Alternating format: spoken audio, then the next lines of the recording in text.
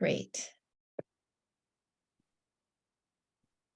Hello, everyone. I'm Gillian Mann, and I work with Child Frontiers, and I'm delighted to be here with colleagues and all of you from UNICEF and UNFPA and government and NGOs and CSOs and academia. Welcome you here today to have our webinar on the linkages between sexuality, pregnancy, and marriage in West, Central, East, and Southern Africa. We've started a little bit late just to ensure that everyone is here. And for those who haven't heard me mention it, please introduce yourselves in the chat box so we can know who's here and provide any details that you'd like about yourself.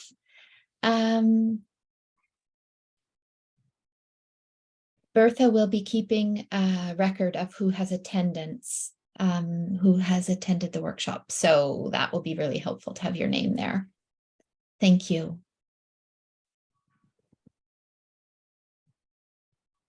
Hello, everyone. Good afternoon. My name is Mona Aika, and good morning to colleagues joining in from the other parts of the region. My name is Mona Aika, and I'm a child protection specialist for UNICEF East and Southern Africa Regional Office. My colleague, Catherine, I think I saw Catherine online. If Catherine, you can give us a quick wave, we're co-facilitating in terms of moderating this session. So we're here together virtually. Let me proceed by just providing a quick reminder of what just Gillian mentioned. We will have the interpretation function on Zoom. And earlier, there was a slide that kind of showed you what you need to do. If you can hover at the bottom of your screen, there we go, and click interpretation, choose your language, whether it's English or French, because we have these two languages available. And also a quick reminder to everyone to stay muted, mute your microphone so that you can hear the speaker. And also when you're not speaking, make sure that you turn off your video. And of course, we welcome all the speakers to switch on their video when they come in to intervene. So let me quickly give a brief explanation of this initiative on developing child marriage strategies across East and Southern Africa and West and Central Africa. I think many of you may be familiar. We have the European Union Spotlight Initiative for Africa Regional Program. And we also have the UNFPA UNICEF Global Program to End Child Marriage. So under these two programs, our two regional offices, East and Southern Africa, together with West and Central Africa Regional Office, UNICEF, received some funding to support with the development of child marriage strategies to support countries. So under that umbrella, we managed to, and through the leadership of West and Central Africa Regional Office, we recruited Child Frontiers, whom you've already heard one of the consultants there earlier, Gillian Mann, to develop a methodology for analyzing country situations and also identify the highest impact areas of investment when it comes to ending child marriage. So we have a team of consultants whom you're going to hear in a few minutes. We have Joachim Thesis, who is one of the lead consultants, and also he'll be the one to give the overview of this webinar, particularly looking at the linkages between sexuality, pregnancy, and child marriage. We also have Emily Dillop. She's also one of the consultants from Child Frontiers. I think you may have seen her earlier on. And she's also supporting with the administration and coordination of these learning sessions. And of course, Gillian is also there. And there are others. Emily, I don't think if Emily is on the line, but she's also a consultant. Emma, sorry, she's also a consultant helping us with this research. So the ultimate goal is to really develop country-level strategy notes, which are now informed by strategic planning at country office level. We want to really look at country context and see what is working, what is not. And this initiative is being carried out across 13 African countries. And a few of them are in East and Southern Africa. We have Uganda, Malawi, Mozambique, Zimbabwe, and Ethiopia, and also Zambia. And then we have some from West and Central Africa, Benin, Burkina Faso, Ghana, Guinea, Mali, Niger, Sierra Leone, which are also part of this initiative. And this piece of work started back in July 2022. And as part of this initiative of developing strategy notes on ending child marriage, we also have a learning, a knowledge management and sharing as one of the deliverables for this initiative.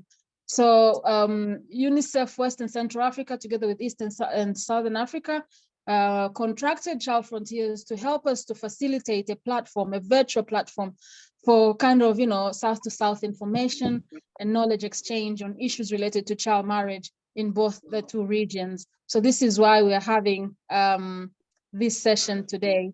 This webinar is actually a second webinar from the time we started back in July to 2022. And the learning session started this year, 2023, and this is the second one. So it's very exciting to continue learning through this platform. I also briefly mentioned that we will send out details on future webinars and publications in our monthly newsletter. If you're not aware, there is a monthly newsletter that is sent out every end of the month or beginning of the new month for the previous month.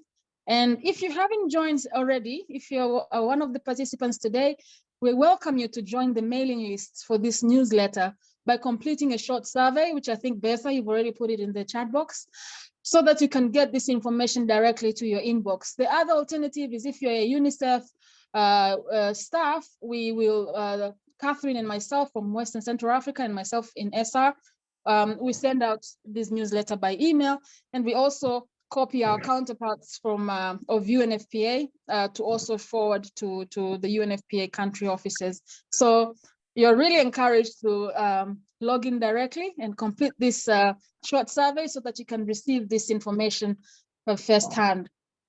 So today we're going to have a brief overview on the linkages between sexuality, pregnancy, and child marriage. And then we'll hear from country officers who will give us more insight on what's happening and how they're approaching the programmatic response to sexuality, pregnancies, and child marriage. And for each country office, we will have Gillian introducing the presenters, so you'll get to hear more on who are the presenters coming up. Just also as a reminder, we'd like to explain that if you have any questions or comments in the course of this of the various speakers, you're encouraged to use the chat box, to type your question or comment in the chat box so that you don't forget that. And we'll make sure that we will, all the questions and comments will be addressed at some point. But at the end of the presentation and panel discussion, we're going to have, a session like a Q&A session where you can raise your hand and you'll be given an opportunity to intervene. I also want to mention lastly, before I pass over the floor to Joachim, is that all the slides that you're going to see today, all the presentations are going to be shared in the Google Drive folder. And of course, many thanks to Bertha. Bertha is also one of the Child Frontiers consultants supporting us in this piece of work in the learning sessions. So Bertha will post a link of the Google Drive folder for you to be able to access the various presentations that have been that will be conducted today. So without further ado, let me now pass the floor to Joachim to take us through an overview of the linkages between sexuality, pregnancy, and child marriage. Over to you, Joachim. Thank you very much, Mona. Let me just, okay. Thank you very much. I'd like to thank UNICEF, Okaro, and ISARO for this great initiative. And I also would like to thank UNFPA for all the wonderful materials on adolescent pregnancy and on bodily autonomy and all the data that have been published in recent years. The study we're doing in different countries also builds in West Africa in particular on a study that UNICEF commissioned and that was carried out by ICRW in 2015. So it really feels like it's been a very long, maybe a little bit of a slow process, but I think there's a lot of materials that we're building on. And so I'd like to share some ideas and some materials, and this is very much work in progress. And as the global program is working on phase 3 of the global program, getting this particular topic, the linkages between sexuality, pregnancy, and marriage, right, I think it's really important because that has so many implications for the next phase. So if we're looking at the sequences, the typical narrative about child marriage starts with an arranged marriage of a child, followed by sexual debut, followed by pregnancy and childbirth. But this is only one storyline. In other situations, maybe sexual debut comes very early. That's followed by arranged marriage to avoid shame to the family, followed by pregnancy and childbirth. And other situations still, there's sexuality, sexual debut, followed by early pregnancy. That then follows marriage and union, followed by childbirth. And another possibility yet, sexuality, pregnancy, childbirth, union, or maybe no union, no marriage. And so this is what we're finding in our research, that there's so many different scenarios. And what is really important is to understand what does that mean for the adolescent girls in that particular situation. What are their concerns? And these concerns are clearly quite a bit different from one context to another. So here is a very interesting piece of data that UNFPA calculated, and that was presented at the Global Program Steering Committee meeting in early March 2023.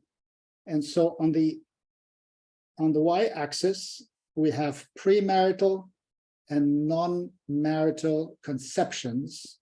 So we're only looking at premarital and non-marital conceptions and births among first births by age 18.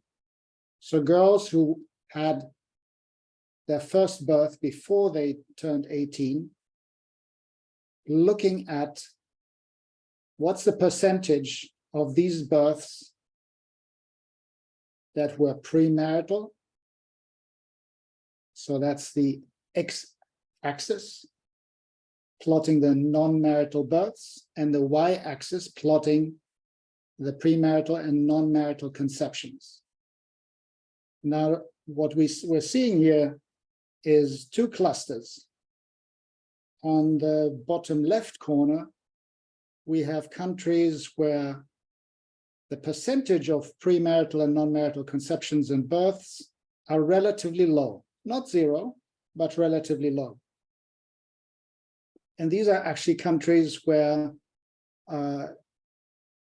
arranged marriages are very common, and countries that have it, where we know that there are efforts among families to avoid premarital sexuality of adolescent girls. The blue oval clusters countries where premarital sexuality is condoned to some extent, and where girls often become pregnant before marriage. And if we're looking at the non-marital births, we see that Sierra Leone and Zambia, half of girls who give birth before the age of 18 give births outside of marriage. So I'm very happy that UNFPA compiled the data, because it gives us really some hard evidence to look at, and the picture is really quite clear. Of course, there are many different variations within each country, and what's maybe also surprising is that there is a narrative. Like in Niger, maybe there's a narrative that girls start having sex in marriage, but as we see here from the data, that's actually not necessarily the case. So there is sometimes a discrepancy between the ideal and what the data shows us in practice. So here is an attempt to look at these patterns by juxtaposing arranged marriage contexts and self-initiated unions or marriage. Some of this I presented during the last webinar, so I'll just run through this very quickly. Of course, this is just an attempt to look at some clear differences. In practice, there are all sorts of different permutations, and this is the role of our research, to look at what happens in different parts of the country, among different ethnic groups, and what are the implications for adolescent girls. So in typical arranged marriage contexts, marriages are arranged, often accompanied by bride price or dowry payments. Cultures try to avoid premarital relations, and one of the strategy is to marry girls so early that they don't have a chance to have sexual relations before marriage. The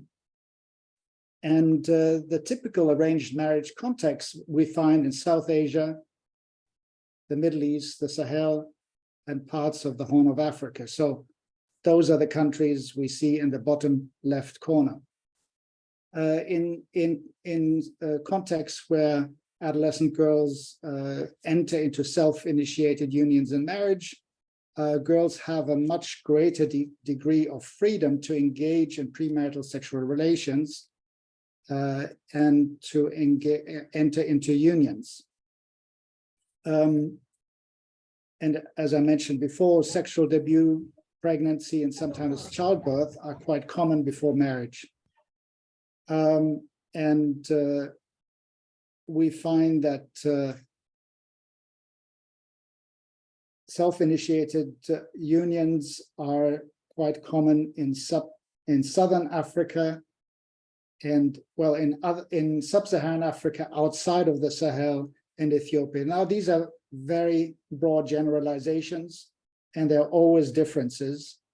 But I think sometimes it's useful to simplify things, and then with that in mind, look at what happens on the ground. For example, when we look at the blue oval, Mozambique and Sierra Leone are actually quite far apart in terms of premarital and non-marital births.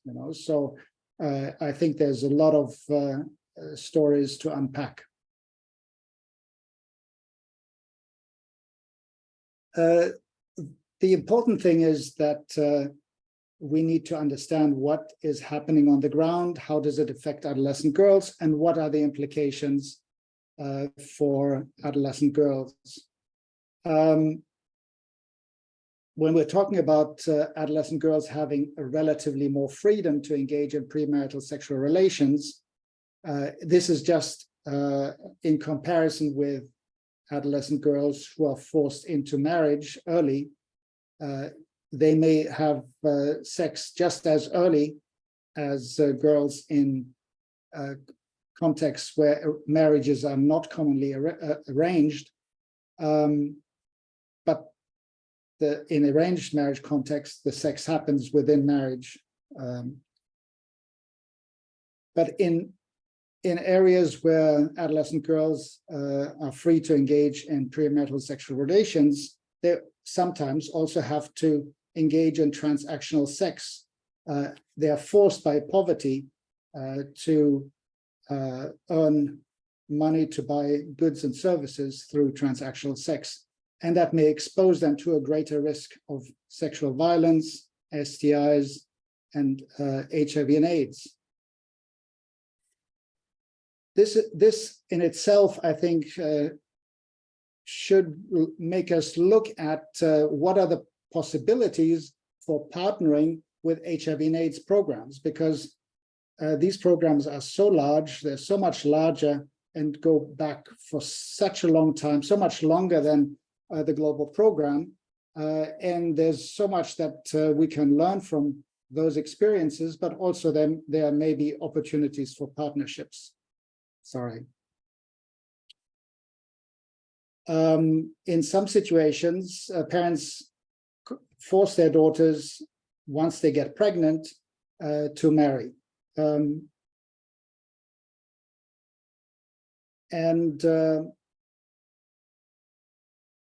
While unmarried girls may be able to engage in sexual intercourse in those contexts, they may be deprived of sex education, sexual and reproductive health services, including contraception and abortion, due to conservative attitudes, due to stigma, due to a belief that giving condoms to unmarried adolescent girls would lead to promiscuity. So there are a lot of issues to address through programs.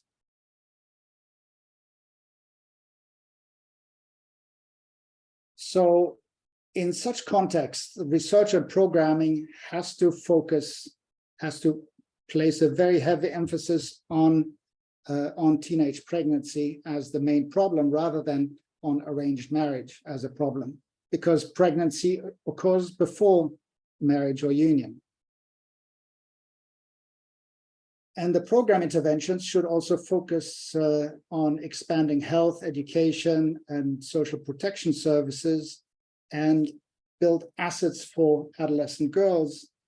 And there's still a role for social and behavior change, but that has to focus on creating a supportive and enabling environment by working with parents, with community leaders, with the health service providers, with teachers, so that adolescent girls have access to the information, the supplies, the adolescent reproductive health services to protect them from pregnancy and from STIs.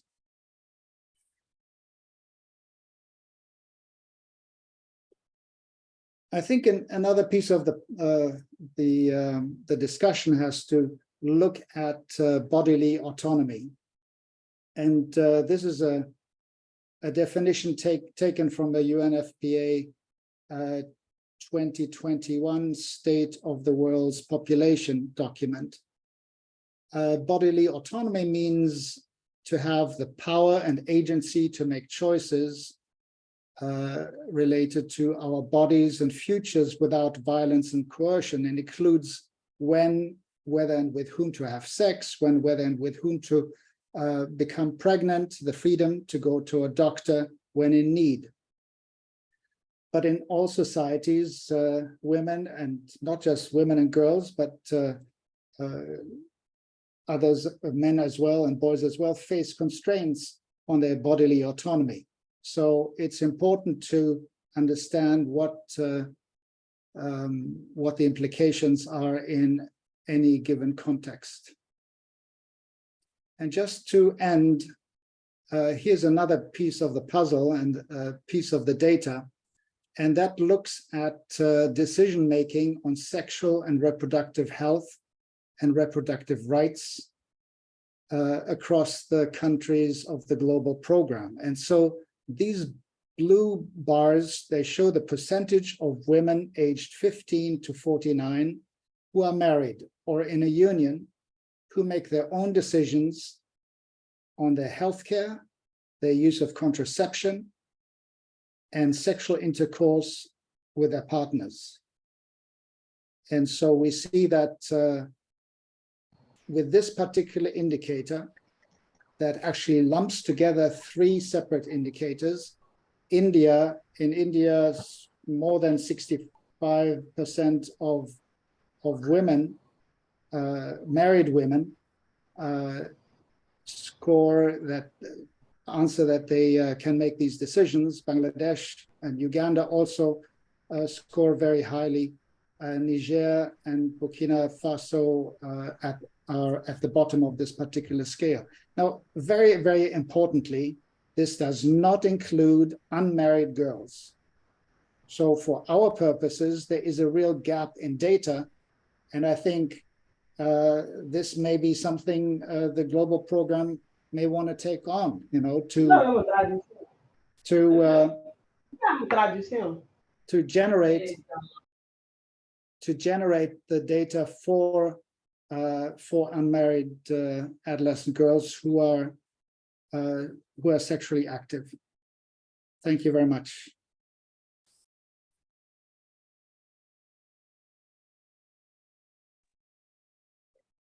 Thank you, Joachim. That was excellent and a great kind of compilation of a lot of different pieces of data understood in this sort of narrative form. Very interesting. And I'm sure lots of people have questions. I can see them coming up on the chat. And I, as others, have many as well. Thank you for that.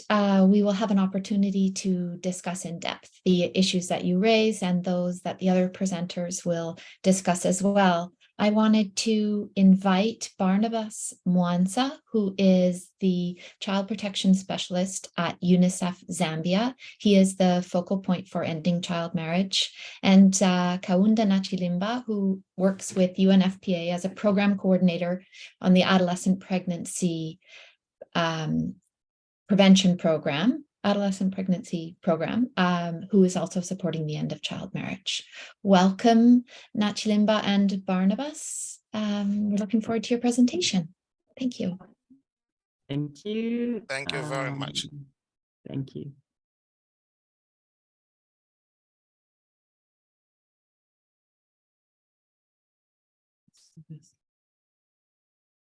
Just let me share my screen. I'm doing a presentation. See.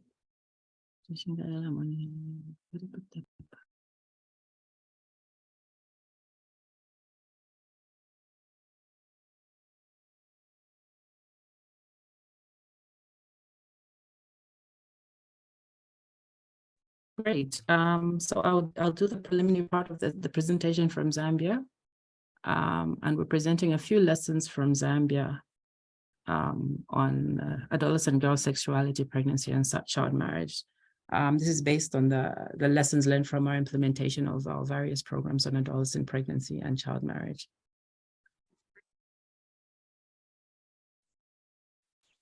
So a bit of background for Zambia, we still have a marginally high rates of child marriage. Despite the decrease in 2014, we recorded a child marriage of approximately 31%.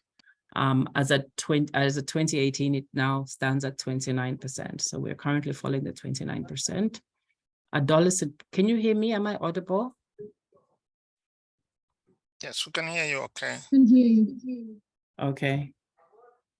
Yes, so we are at 29% with adolescent pregnancy. And we also have some challenges with the transition of adolescents from primary to secondary school, with 81% of the girls attending primary education and only 38% attending secondary education.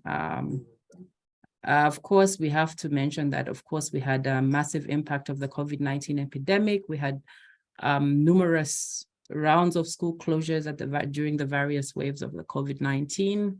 And this set back the country in terms of child marriage, as a lot of the adolescents did not return to school as a result of pregnancy following the COVID-19 outbreak.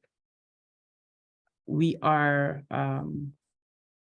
currently, so some of the statistics on child marriage, we have about 15 districts that form the largest number of adolescent pregnancies, with one of the districts in the eastern part of Zambia, Chama, recording a 44% child marriage rates, and Samfya, also in the northern part of Zambia, recording 33.7%. This is the 15 top districts with child marriage. And a lot of the districts that are highlighted above are part of our intervention sites for child marriage for the current program and for oncoming programs. Of course, we have to mention the rural and urban disparities of child marriage. You see Lusaka being the capital city of Zambia, for example, records a child marriage of about 14.9%, with regions such as Southern Province recording 42.5%. So there's quite a significant rural-urban disparity regarding child marriage. And I think we've been cognizant of this rural-urban divide in our selection. The 15 districts are in the parts of, mostly in the rural parts of Zambia, the 15 districts recording the highest numbers of child marriage. So with adolescent pregnancy, the rural-urban disparity is quite significant. And of course, we are saying some of the issues that drive child marriage and adolescent pregnancy are the gender inequality. And we're also seeing an age group to age group, peer-to-peer marriages is on the increase, with often similar age groups with about 5 years difference between some of the adolescents that are getting married. As I indicated earlier, 37% of rural adolescents are more likely to be pregnant, and with 19% in urban parts of the countries. Some of the key drivers, of course, are our social norms, gender norms specifically drive our adolescent pregnancy and child marriage. And some of the traditional practices as well are associated with a high adolescent pregnancy. Some of the examples, so in order to identify the key aspects that drive adolescent pregnancy in the various programs, we've done various, or at least 2 norm studies to try and really deep dive into what are the drivers of the adolescent pregnancy and the teen marriages. And some of the practices regarding traditional practices is the traditional initiation ceremonies that often have a high sexual content, despite the young age of the adolescent. So at MENAC, they're taken through an initiation process.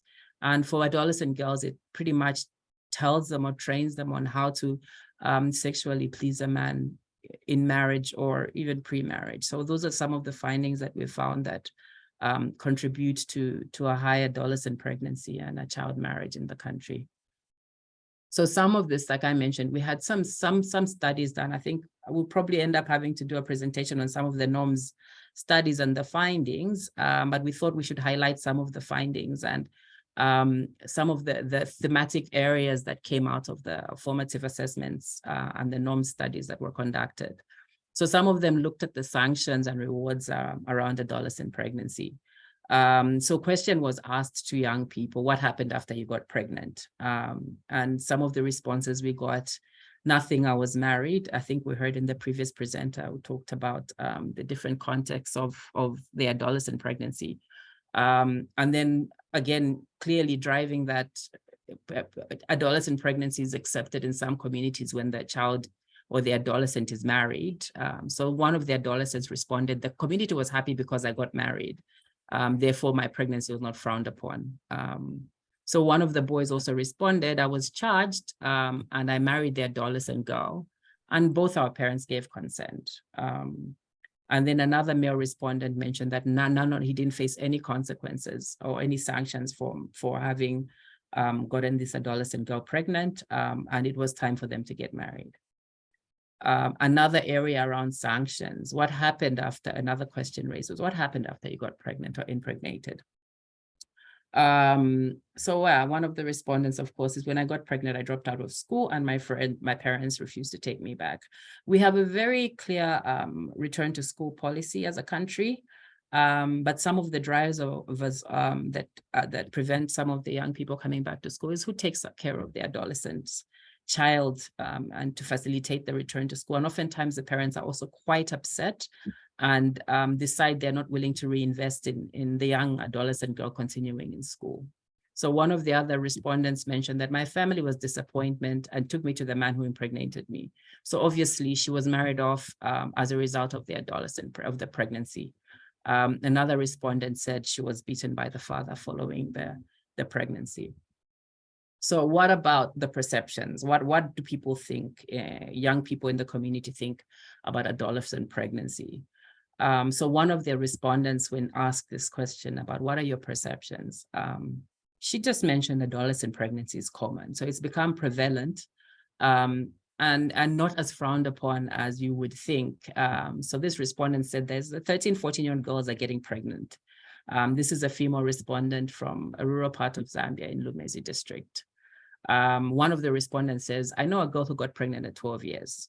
Yes, there are a lot of girls who fall pregnant before reaching the age of 18, and that's another respondent on that. So you can see that the perceptions on adolescent pregnancy are varied, with it being, I don't know if I would say it's normal, but it's the perceptions as not as negative because it's everyone pretty much knows someone who's gotten pregnant at that age. Another aspect that we were expressing interest in is, for example, for these girls to prevent a pregnancy, they need to have access to SRH services. So we thought that it would be nice to find out what are their perceptions on contraceptive use. And they were asked about the availability of contraceptives and if they're able to use or access them. So one of the respondents, we know that there's family planning at the clinic, but we don't go there because you're afraid you will find your neighbor who will go and tell your parents. Oftentimes, these are very small communities. And you find you can find a relative, and the fear of judgment prevents a lot of the adolescents from going to these facilities. And then the perception, of course, with the next respondent, an adult male from Pemba district.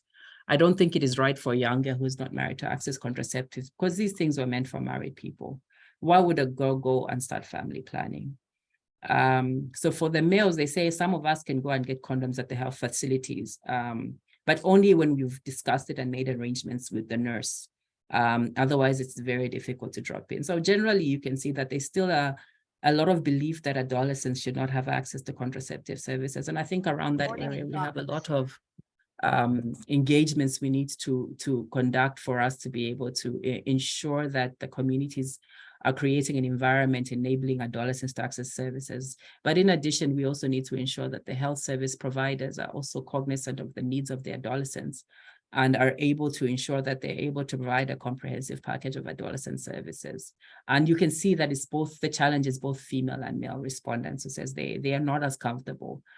So of course, we need to continue to invest in adolescent-friendly SRH services in these facilities. So those are some of the findings. We've had 2 studies done over the last year or 2. I have highlighted some of the findings from one study, and I think with future learning, maybe that's something we should look at presenting on some of the findings. And basically, we're using the findings from both of these known studies to ensure that we're addressing the right problems in the communities, and rather than ensuring we have tailor-made interventions. I'll hand over to my colleague Barnabas to continue the rest of the Zambian presentation. Thank you. Thank you so much, and good afternoon, colleagues. So the rest of the presentation will focus on the key interventions that we've been able to implement. And just to highlight that the global program has been implemented to the start of phase 1 in 2 districts at the start, and then we've expanded to additional 4 districts based on the data that was presented in terms of the districts with the highest child marriage. And so with regard to interventions, and this slide is talking to how we've crafted and designed the intervention to respond to some of the key issues that has been raised by Nachilima. So key is focus on the scale up is safe spaces programming, which is enabling adolescent girls and boys to meet and discuss on key issues that relate to sexual reproductive health and rights.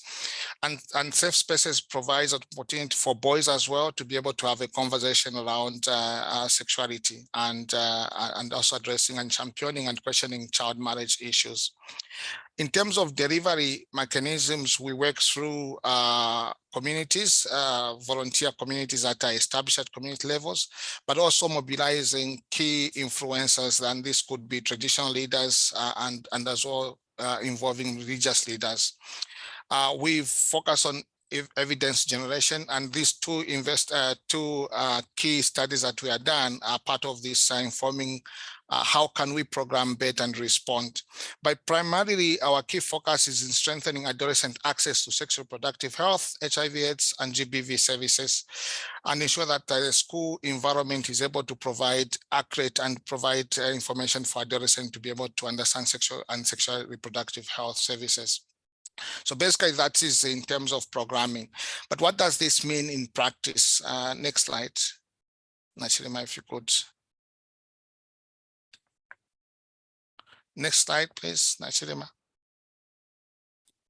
Okay, so in terms of programming and what this means in practice is that we work through community volunteer committees that are called community welfare assistant committees that are part of the social service workforce of the government of Zambia.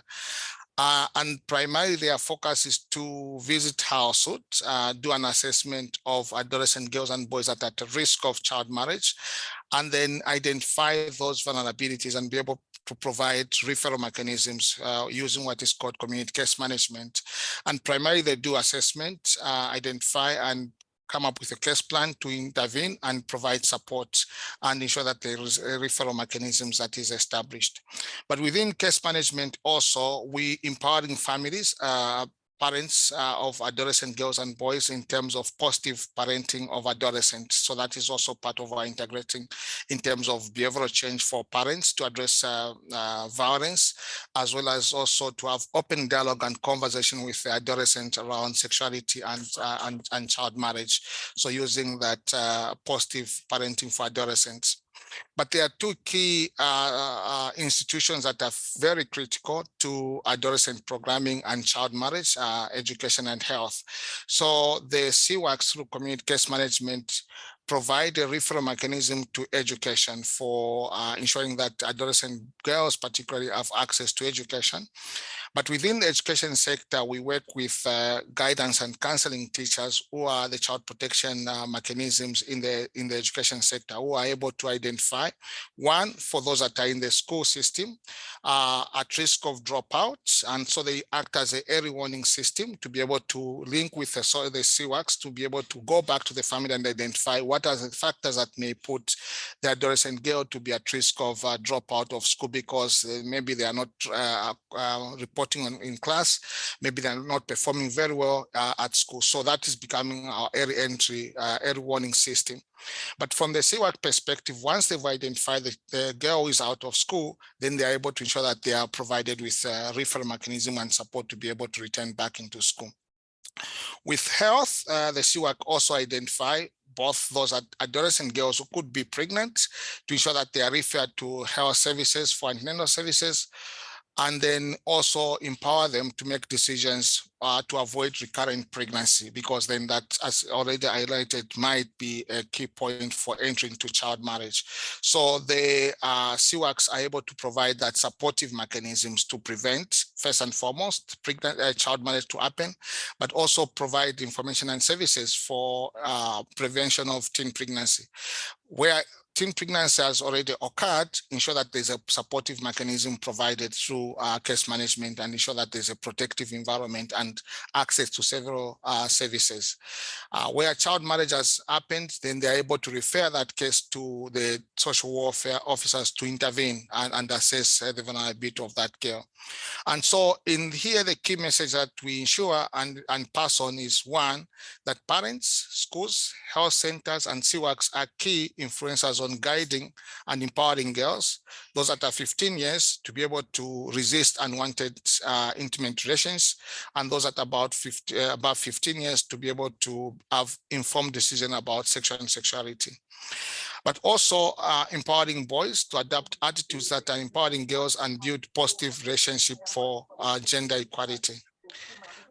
Can we move to the next slide, please?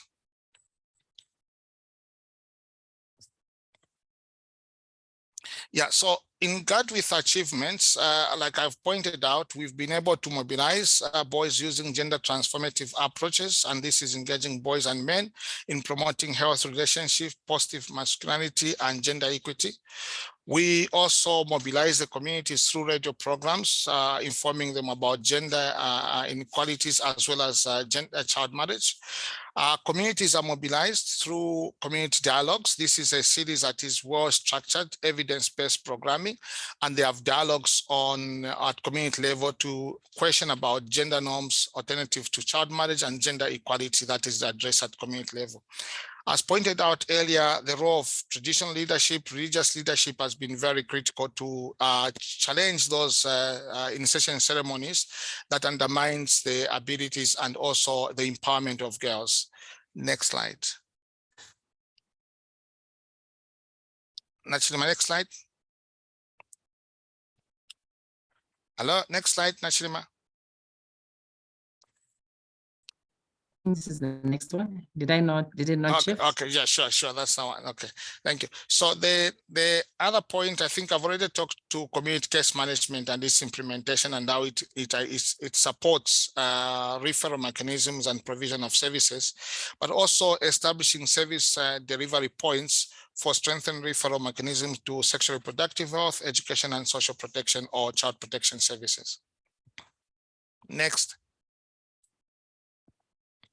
So to sum up, some of the key achievements also include scale up of safe spaces, but safe spaces have also included most of vulnerable girls, adolescent girls that may be married, divorced, or widowed. And so we take those into account for them to be able to be empowered to make decisions around sexuality and sexual reproductive health services and access to social protection and child protection services.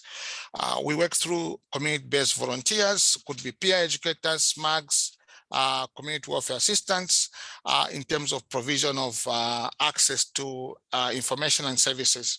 But also at a higher level, we've been able to ensure that we increase the legal environment, both policy and legislative. So the government of Zambia now most recently passed the Children's Code Act, the Social Workers Act, Life, Health and Education, child safeguarding, adolescent health strategy, and also child participation. These are some of the legal provisions that provide an enabling environment to protect and respond to child marriage and teen pregnancy. Next, I think this should be last one from my end. Thank you very much.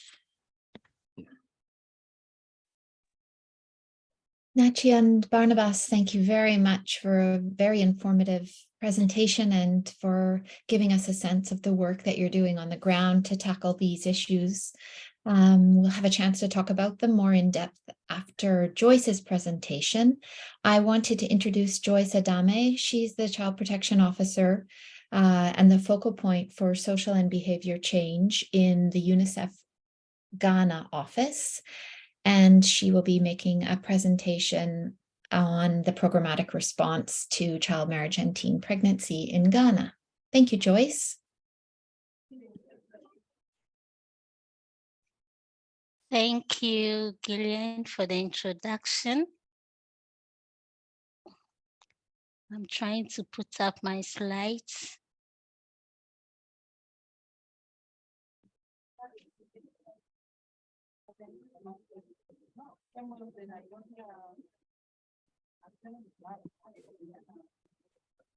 Please, can you see my slides? Not yet. No, not yet, Joyce. Do you want me to share? You should be able to click on share screen at the bottom. But if you're having a problem, I can get them up for you. Just give me 1 second. Trying to. Yeah, we can see your screen now. Okay.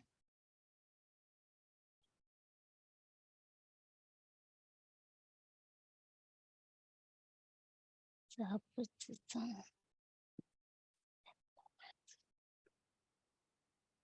Okay, please, can you see my slides now? Not yet, but I think it might just be being a little bit slow to come up. Okay. Let me see if I can get them. If it is easier from your end, then you can share the slides. I can give it a try. So let me stop sharing then.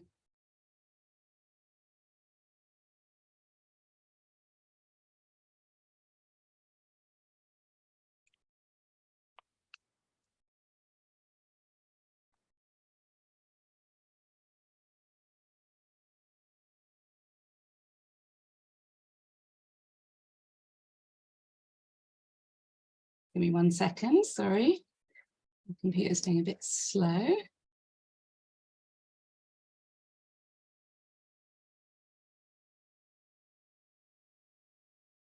You should be able to see that. I'll just get it into slideshow view. There we go. Great, thank you so much. And thanks to the earlier presenters for that insightful presentation. My presentation is going to focus on how we are taking social and behavior change at scale to promote a supportive and gender equal environment that promotes alternative to child marriage, adolescent pregnancies. Next slide, please. So my presentation will basically look at the background, the prevalence, the progress made, the most affected populations and key drivers. And then I will zero in on the programmatic approach, and then on our national social drive, that is Ghanaians Against Child Abuse, and the use of the child protection toolkits for community mobilizations, the results that we have achieved, the lessons learned, and then the next steps. Next slide, please. So Ghana is home to over 2 million child brides. And from the map, we could see that the prevalence is all over the country, but areas, regions that have high prevalence of child marriage are those that are shaded in green. But child marriage cut across the entire country with the endemic areas indicated on the map. Next slide, please. So in terms of progress, data is showing that child marriage has reduced from close to 40% in the 1980s to 19%. So 1 in 5 women married in childhood. However, we could also see that the progress for children who married under 15 years has stagnated over the past 10 years without any significant improvements. So this is indicating that if Ghana needs to end child marriage by 2030, then we really need to accelerate efforts in spite of the progress made over the years. Next slide, please. So in terms of the affected population, we could see that the disparity between rural and urban areas is high. Child marriage affect girls who come from the rural areas, girls from poorer households, and also with little or no education. However, there are other emerging trends that we need to also pay attention to in our effort to reduce child marriage and adolescent pregnancies. For instance, multidimensional poverty is really high. Over 70% of children suffer from multidimensional poverty. The recent increases in increase in inflation is also affecting poorer households, pushing them to absolute poverty, which can also worsen the situation. And the effect of COVID-19 is also there. And we are also saying that the spillover effects of the Sahel crisis, particularly for the northern regions who are bordering Burkina Faso, can also exacerbate the situation of child marriage in Ghana. Next slide, please.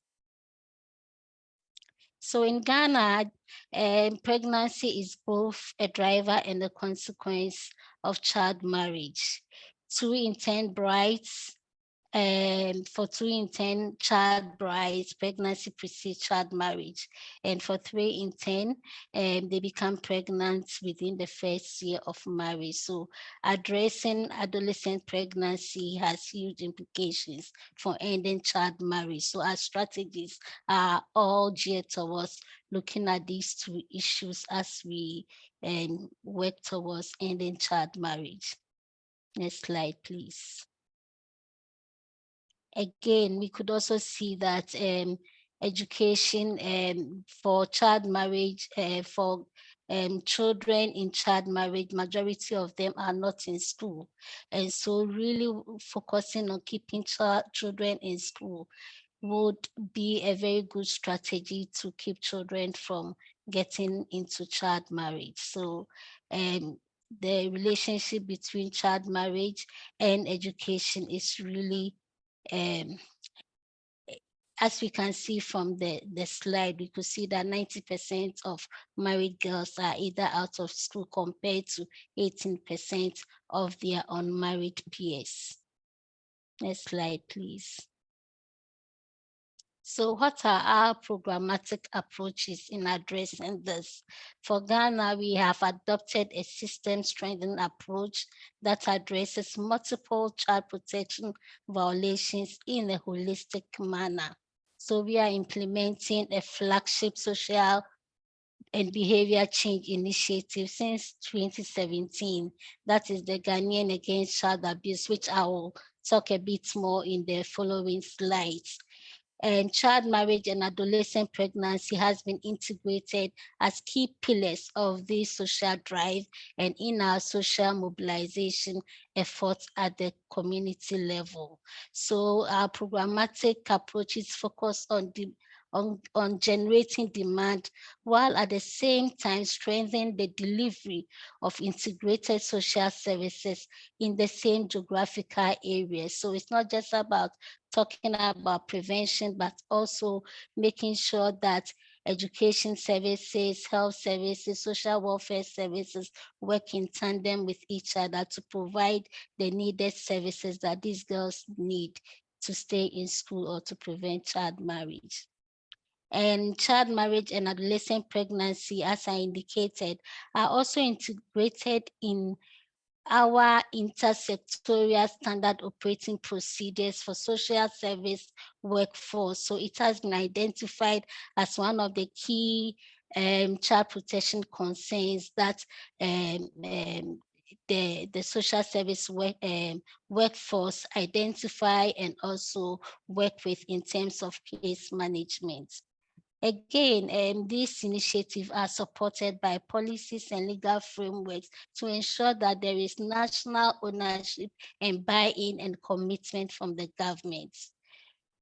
In 2022, we also rolled out the Gender Transformative Accelerator tool, which enable us to really diagnose the various components of our program to determine those that are gender aware, those that are gender blind, and those that are gender responsive or transformative. And so this is really going to help us to improve the programming in terms of our social and behavior change initiative.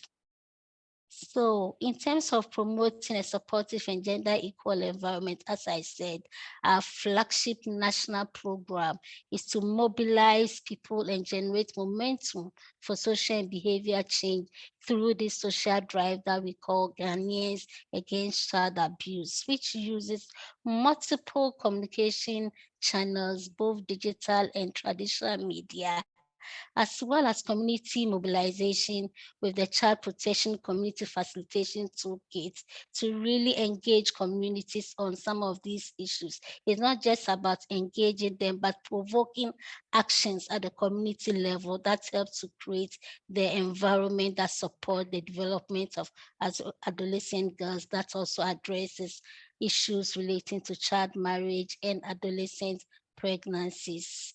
And so child marriage and gender inequalities are part of the key pillars addressed by this social drive. Next slide, please. I want to talk about the use of the Child Protection Toolkits. which UNICEF partnered with government, CSO, and government agencies to develop in 2016.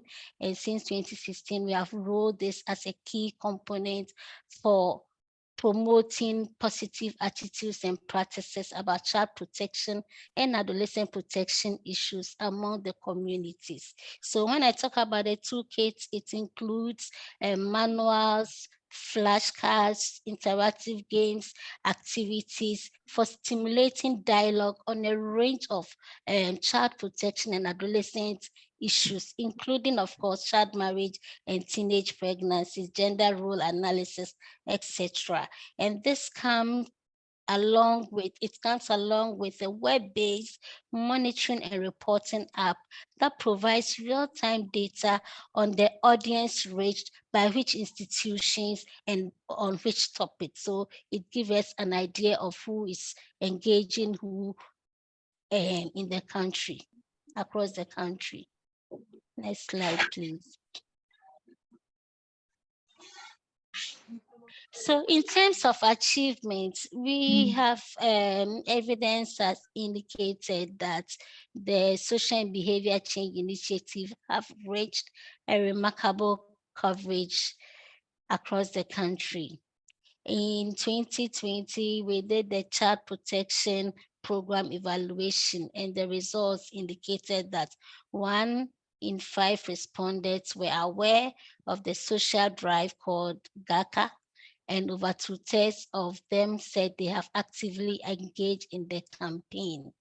More than 8 out of 10 said that these campaigns were likely to be successful in changing people's attitudes when it comes to the child protection issues that we are trying to address, which include child marriage and adolescent pregnancy.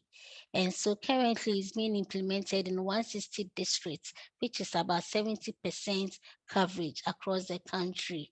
And over 4 million people have been reached since 2020. And it has also indicated a reduced acceptability of child marriage. There was a CAP survey that was conducted, and 1 in 4 respondents found that was found in 2013 as 1 in 4 respondents found child marriage acceptable in 2013. But then in 2020, when we did the evaluation, this has reduced to 1 in 7, which shows that there are some positive results emanating from this social and behavior change initiative that we have implemented at scale. So this is a quote from one of the women that were interviewed as part of the CAP survey. So they said the campaign has been very successful. They encourage girls and promote their interest in education. They also educate the community on girls' education and its implications for the family. Next slide, please. So what are some of the lessons that we have learned? As I said, the Social and Behavior Change Initiative have reached an impressive, coverage.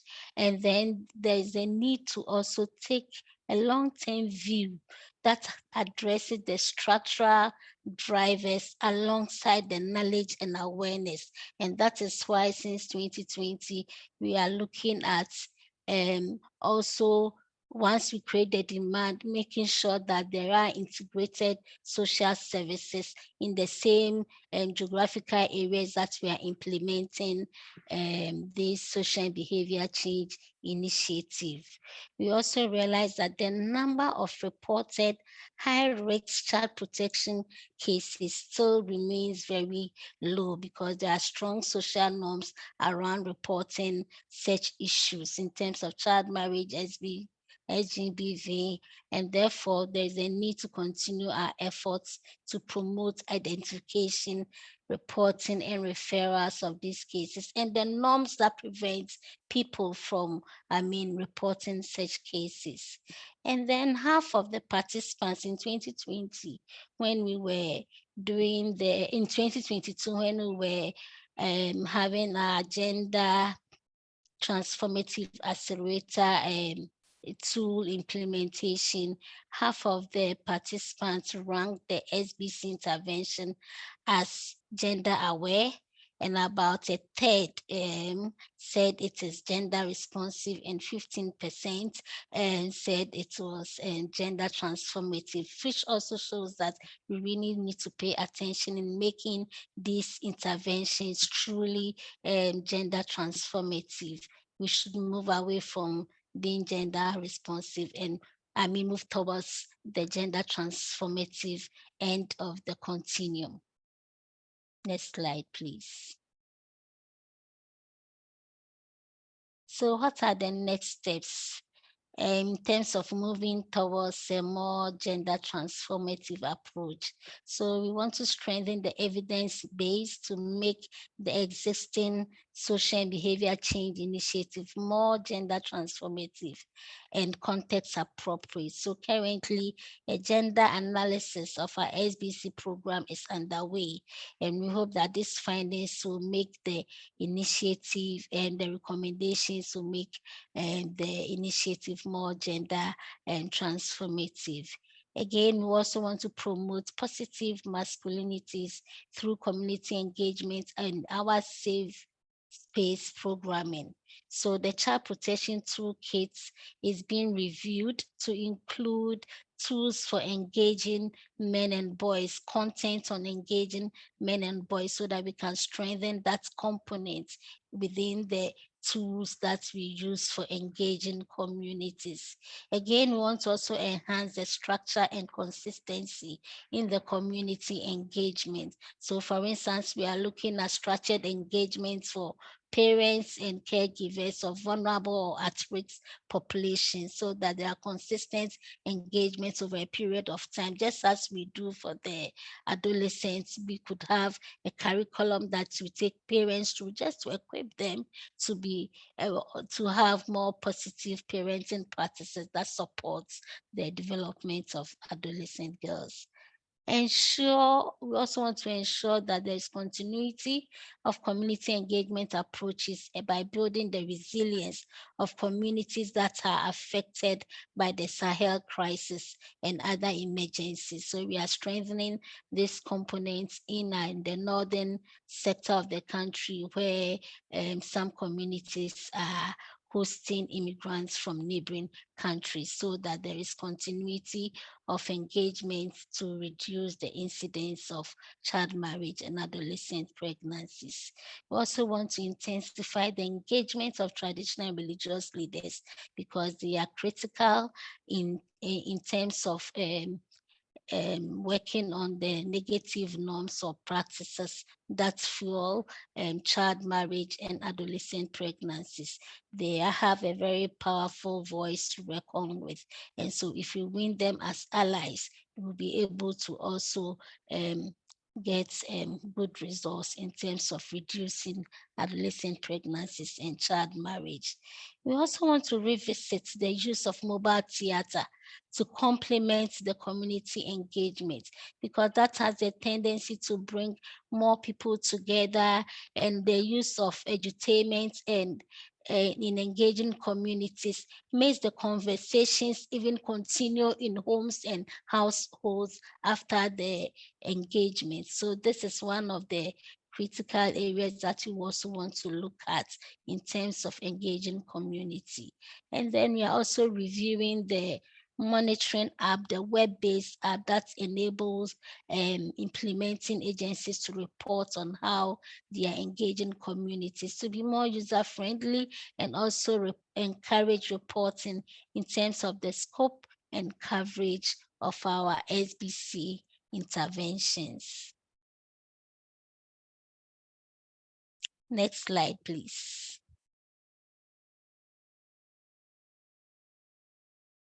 I think this should be my last slide. Thank you.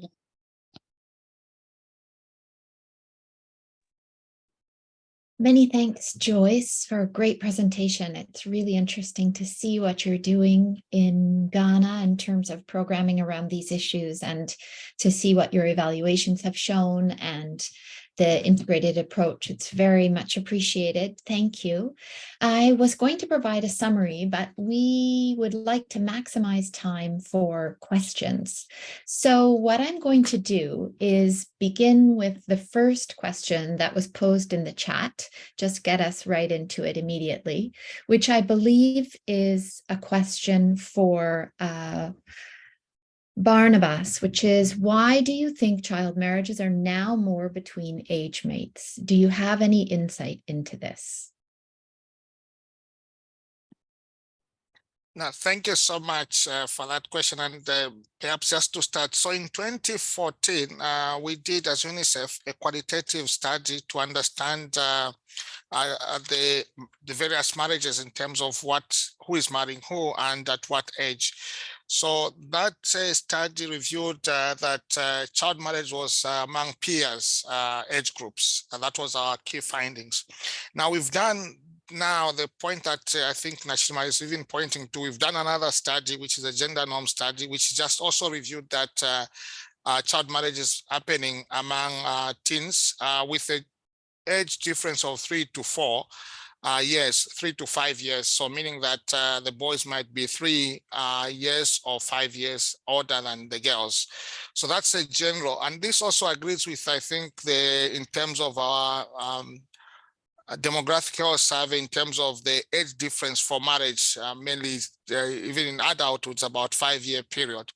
But the key insights from our study, which is indicating, first of all, there is a different understanding of what a child is in the context of the community.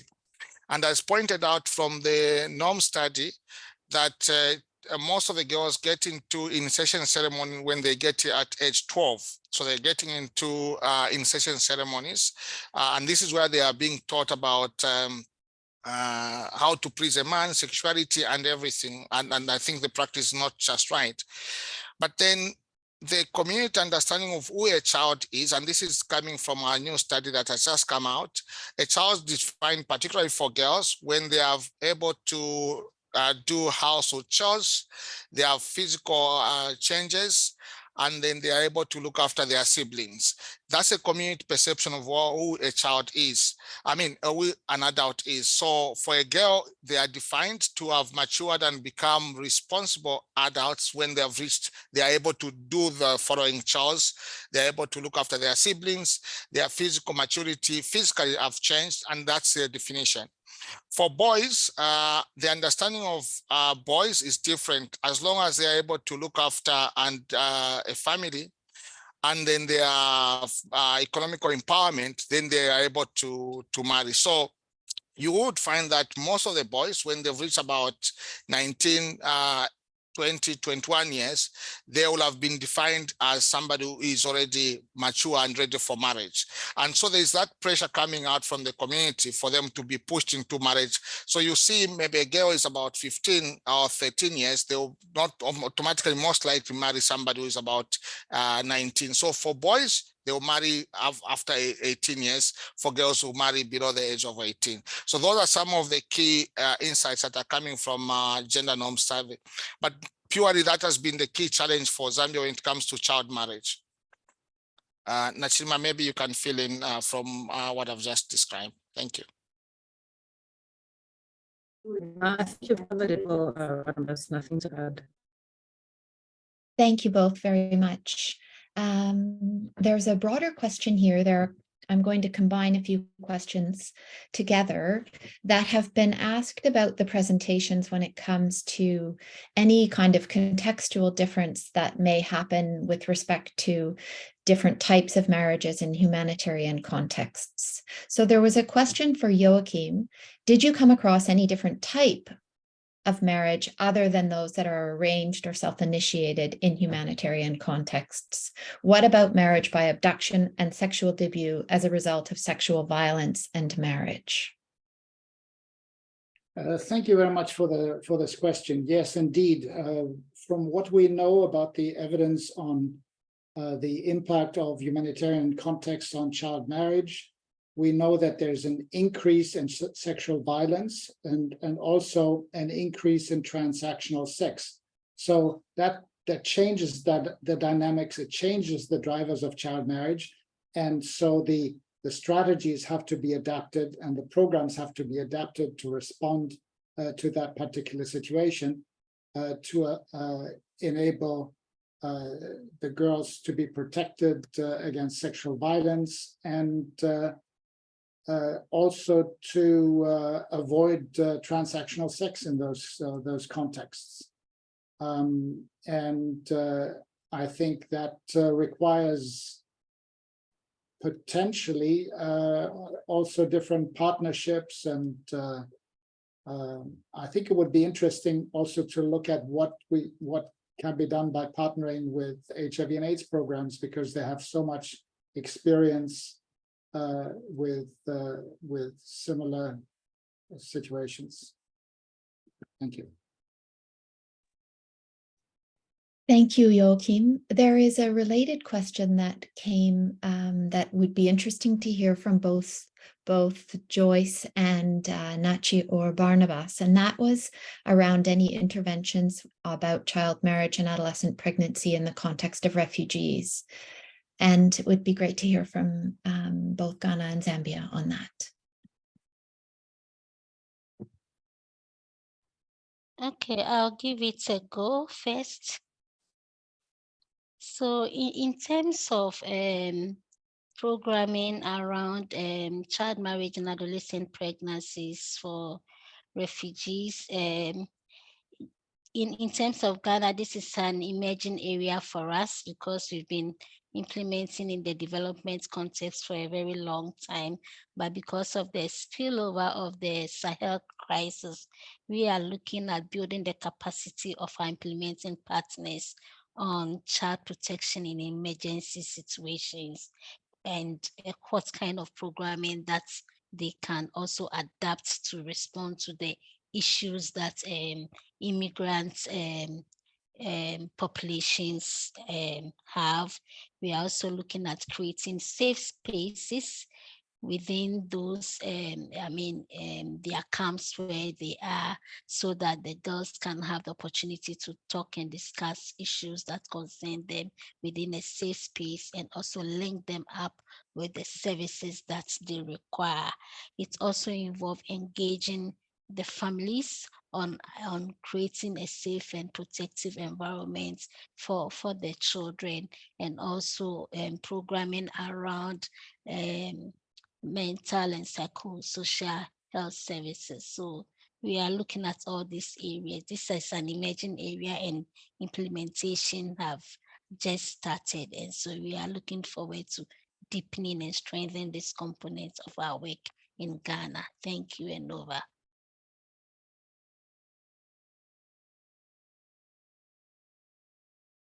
Thank you, Joyce. Barnabas or Nachi, did you want to provide some information about how this work is happening with the refugee communities in Zambia? Well, yeah, Indeed. thank you. No, from the Zambian context, we've never implemented programming around refugees with regard to child marriage, and so I would not be able to provide context or response to that. Thank you. Okay, thank you very much. I think we have time for this one last question, which is here. How do countries like Zambia deal with the potential conflict between provisions of child protection laws like Children Act and the need for access to SRH, including bodily autonomy by adolescents? Nachi, do you want to take that on? Then I can come in. Yes, so it's, I will call it, regarding the provision of SRH services, a bit of a gray area. And I think for Zambia, it's an area we need to navigate, seeing as the Children's Code Act was only recently launched last year. So we are still at that point of trying to harmonize how we can ensure we're implementing the Children's Code Act, but also ensuring that adolescents have access to services. So I would say it's an area that's evolving. And we're trying to see how we can continue delivering adolescent services in view of the Children's Code Act. So I would say for now, I'd say it's a work in progress. Barnabas, unless you know a lot more on that, please, over to you. Yeah, no, thank you so much. And I think you have been able to respond to part of it. And so I think the provision in the Children's Court Act provides for expanded access to health services for adolescent girls and boys. So in itself, it's not a limiting factor. But there are a number of other legislative provisions that we have to review. The Health Act in terms of, particularly when it comes to contraceptive services for adolescents, that also subsequently need to be reviewed. So that's a very good question in terms of how do we create a balance between the Children's Court Act and versus the other provisions that are also guides and regulates health services for adolescents. And so it's an ongoing work of conversation and lobby and advocacy. And beyond just the legal provisions also is the supply side of things in terms of at community level, you have in health centers, you have youth-friendly services, and how accessible are youth-friendly services when it comes to accessing services, and what are the norms and stigmas around that. So there's quite a lot of work that has to go in terms of also not just the law, but also the provision of services at a health facility, but also changing norms in the community and acceptability for adolescents to be able to access these services. So we've got to approach it from different perspectives, would be my response to that. Thank you. Thank you very much, Team Zambia, for that response. And thank you to all the presenters for some great information. I think many of us have lots of questions to ask and wish that we could run the clock continuously. However, for the moment, I think that's all we can address just now. I welcome anyone to have any additional questions to please post them, and we can ensure that the presenters have an opportunity to respond to you by email.